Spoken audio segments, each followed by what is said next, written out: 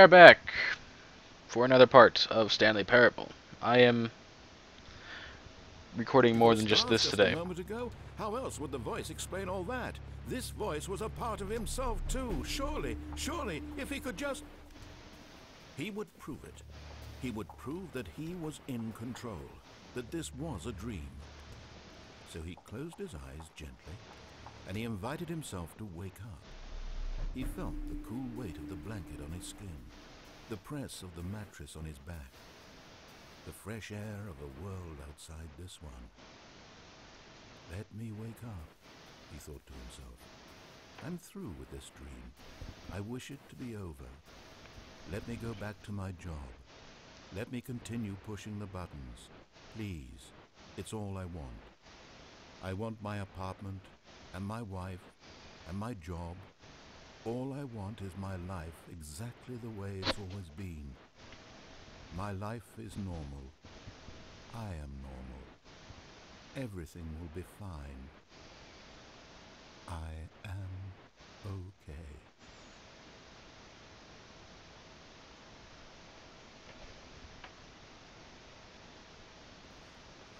Stanley began screaming. Please, someone, wake me up. My name is Stanley. I have a boss. I have an office. I am real. Please, just someone tell me I am real. I must be real. I must be. Can anyone hear my voice? Who am I? Who am I? And everything went black. So he died from insanity, or was it stress? You can't die from insanity, can you? Of a woman named Mariella. Mariella woke up on a day like any other. She arose, got dressed, gathered her belongings, and walked to her place of work. But on this particular day, her walk was interrupted by the body of a man who had stumbled through town talking and screaming to himself, and then collapsed dead on the sidewalk. And although she would soon turn to go call for an ambulance, for just a few brief moments, she considered the strange man. He was obviously crazy. This much she knew. Everyone knows what crazy people look like. And in that moment, she thought to herself how lucky she was to be normal. I am sane. I am in control of my mind. I know what is real and what isn't. It was comforting to think this, and in a certain way, seeing this man made her feel better. But then she remembered the meeting she had scheduled for that day. The very important people whose impressions of her would affect her career, and by extension, the rest of her life. She had no time for this, so it was only a moment that she stood there, staring down at the body. And then she turned and ran. Interesting. Interesting. He talks too much. What? Whoa. That's different. Hello? He's not talking to me. When Stanley came to a set of 2 open doors, he entered the door on his left. But right. This was not the correct way to the meeting room, and Stanley knew it perfectly well. Perhaps he wanted to stop by the employee lounge first, just to admire it. The lounge was sublime, a work of art. But eager to get back to business, Stanley took the first open door on his left. Nope. Sorry. Stanley was so bad at following directions, it's incredible he wasn't fired years ago. Look, Stanley, I think perhaps we've gotten off on the wrong foot here. I'm not your enemy, really, I'm not. I realize that investing your trust in someone else can be difficult, but the fact is that the story has been about nothing but you all this time. There's someone you've been neglecting, Stanley. Someone you've forgotten about. Please, stop trying to make every decision by yourself. Now, I'm not asking for me, I'm asking for her. I have a wife? Stanley, your chance to redeem yourself, to put your work aside, to let her back into your life. She's been waiting. That's her, Stanley. You need to be the one to do this, to reach out to her. If you can truly play Oh, no, you can't. Did you just unplug the phone? Now, that wasn't supposed to be a choice. How did you do that? You actually chose incorrectly? I didn't even know that was possible. Let me double check. I know you're trying to trick me, you bastard. I don't have a wife. Stanley picks Never up married. the phone. He's taken to his apartment where he finds his wife, and the two pledge themselves to one another. Music comes in, fade to white, roll credits. Not picking up the phone is actually somehow an incorrect course of action. How is that even possible? None of these decisions were supposed to mean anything. I don't understand. How on earth are you making meaningful choices? What did you... Wait a second. Did I just see... No, that's not possible. I can't believe it. How had I not noticed it sooner? You're not Stanley. You're a real person. Yeah? I can't believe I was so mistaken. Open the store. I've been able to make correct and incorrect choices, and to think I've been letting you run around in this game for so long. If you'd made any more wrong choices, you might have negated it entirely. It's as though you completely ignored even the most basic safety protocol for real-world decision-making. Or did you not grasp the severity of the situation? Well, I won't have that kind of risk on my watch. I'm going to stop the game for a moment so we can educate you properly on safe decision-making in the real world. Please observe this helpful instructional video. Choice. It's the best part of being a real person, but if used incorrectly can also be the most dangerous.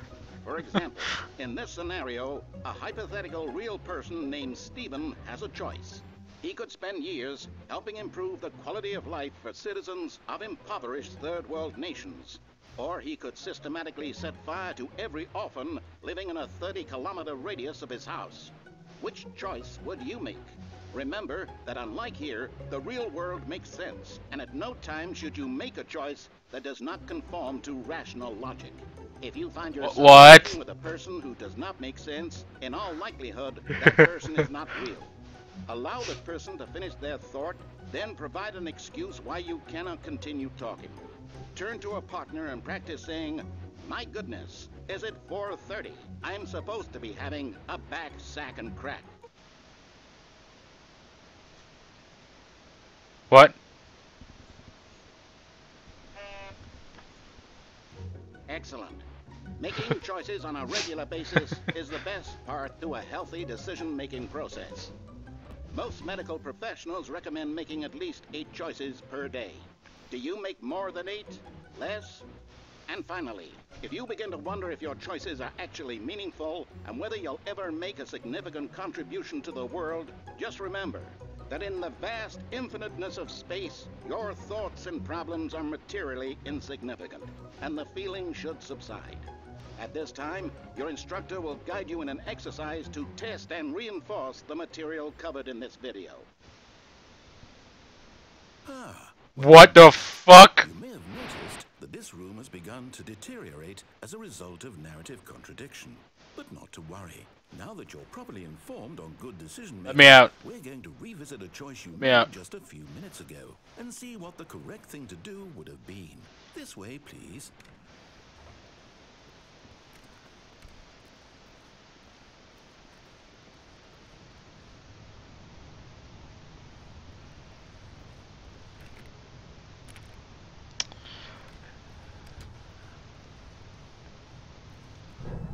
Now that we know your choices are meaningful, we can't have you jumping off the platform and dying. Imagine the main character dying senselessly halfway through the story. That story would make no sense at all. We just need to get you home as soon as possible before the narrative contradiction gets any worse. Unfortunately, it seems this place is not well equipped to deal with reality.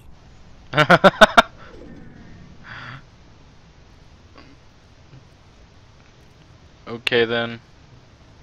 Bye.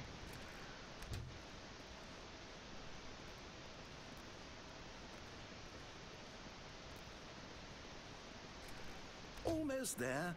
You'll take the door on the left, back to the correct ending, the story will have resolution once again, and you'll be home free in the real world. Now remember, all you need to do is behave exactly as Stanley would. That means choosing responsibly and always putting the story first. I'm quite sure you'll be up to the task. Just follow my lead and you'll be fine. All right. When Stanley came to a set of 2 open doors, he entered the door on his left.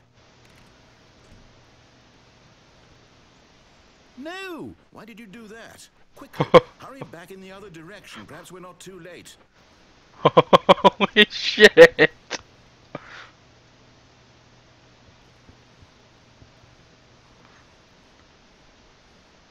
Okay, I'm going to the left.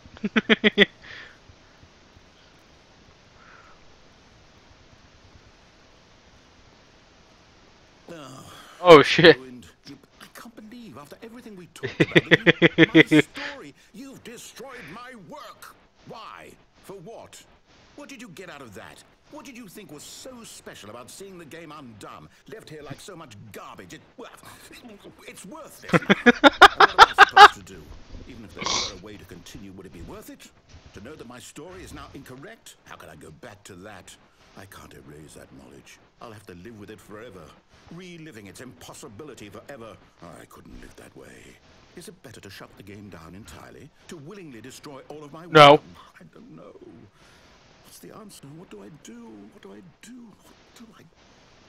No, I have to. I have to shut the game down. I have to. I have to. No! You can't jump achievement.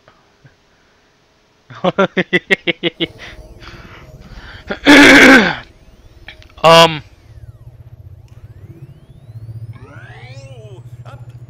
I'm here. I'm still here. Here in this pile of rubbish. With you. You. Who thought you were so clever. Now look where we are. Hey! My entire game is destroyed.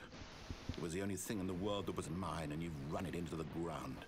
What, did you think that would be funny? You just had to see?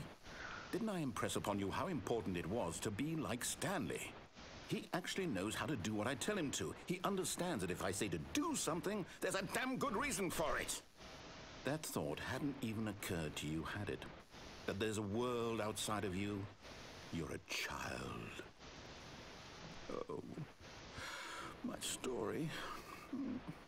If you'd just gone through the door on the left, you would have seen it. There was a whole underground facility. You would have destroyed it and been victorious. It would have been so perfect. I worked so hard on it. I tried so hard.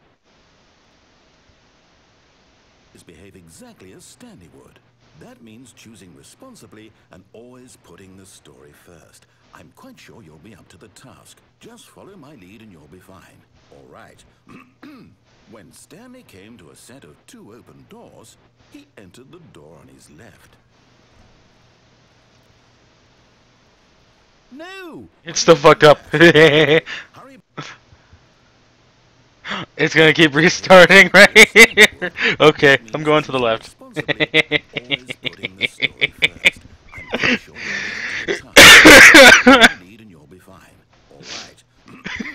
When Stanley came to a set of 2 open doors, he entered the door on his left. The whole choice thing coming from a guy who likes to run people over on motorcycles on GTA 5 and call it points. Yet there was not a single person here either. Shut up! Stanley decided to go up to Your his phone. boss's office, hoping he might It's find locked. Coming to a staircase, Oh! Stanley walked upstairs to Fine. his boss's office. It's not even the executive back room anymore. But I want to go into the executive big room. This is new. Stepping inside his manager's office, Stanley was once again stunned to discover not an indication of any human life. Shocked, unraveled, Stanley wondered in disbelief who orchestrated this, until he saw the door with a voice receiver next to it. This is new. Surely behind this door lay all the answers to his questions. And beyond all probability, he knew the passcode. He had seen it on his boss's computer just last week. Night Shark 115. Was this the code to open the door? Would it still work? There was only one way to find out. Stanley had been trained never to speak up, but now he would draw from within himself the courage to face the unknown. He drew a sharp breath and then spoke the code. Night Shark 115.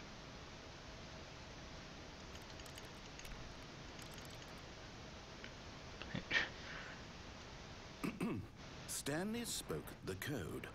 Night Shark 115. He spoke it into the receiver, right there on the wall. Night Shark 115? I'm sorry, is there a problem?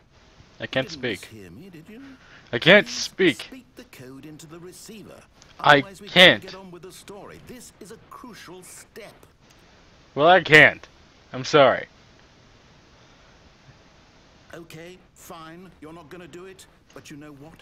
It's pretty humiliating to bring you this far, only for you to suddenly decide you have better things to do. I asked you for this one single thing, for your respect. The kind of respect... Well, I'm sorry. There's no such thing as mic support for this game. Who knows what it means to take a story seriously? If you didn't want to see what I had to show you, then why did you come here? You had a choice, you know. You could have gone through the door on the right. You could have done whatever the hell you wanted over there. Why did you come this way? Speak. Say something to me. Explain yourself, you coward. What? Stanley came to a set of two open doors. Stanley! No, don't, Stanley! Stanley! Stanley? Hello? Is everything okay? Stanley, please. I need you to make a choice. The end? I need you to walk through the door. Thank you for playing the Stanley Parable. Stanley,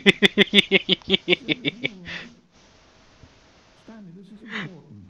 Is this the well, no, this can't be the actual ending. It cannot exist without you. Do you understand me? Whatever choice you make is just fine. They're both correct. You cannot be wrong here. We can work together. I'll accept whatever you do. I simply need you to take that step forward, please. Choose. He's a Something. static prop, Anything. not even animation. This is more important than you can ever know. I need this. The story needs it. So, you hear me? Are you there? You listening to this? Stanley, are you there? Okay. It's okay, I can wait. You need time to decide. Time to make sure your choice is correct. That is the best choice. Actually, if this is the actual ending that you... Decide what's the right thing to do. Take as much time as you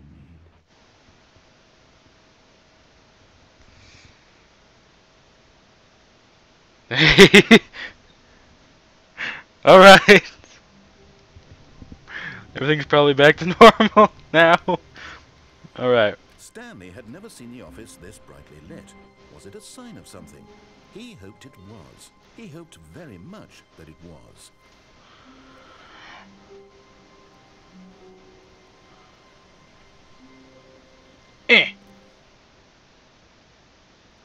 At first, Stanley assumed he'd broken the map, until he heard this narration and realized it was part of the game's design all along.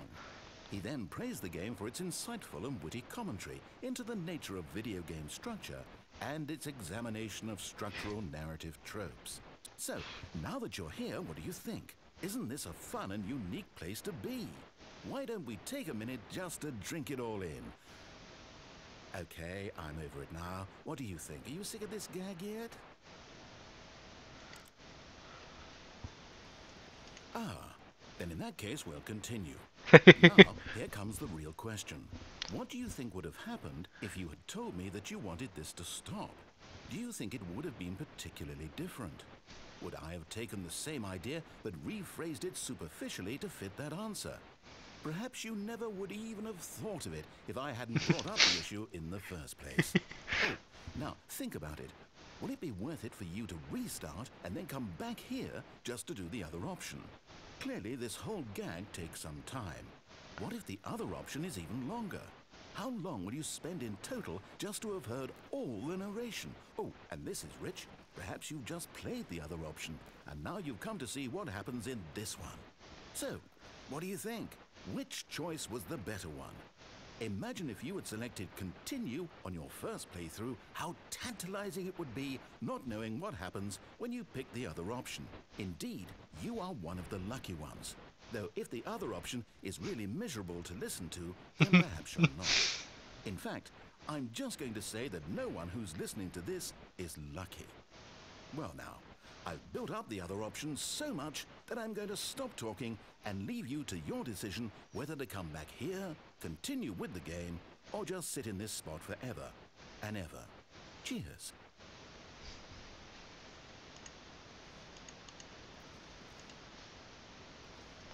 So you tell me I have to restart the game again.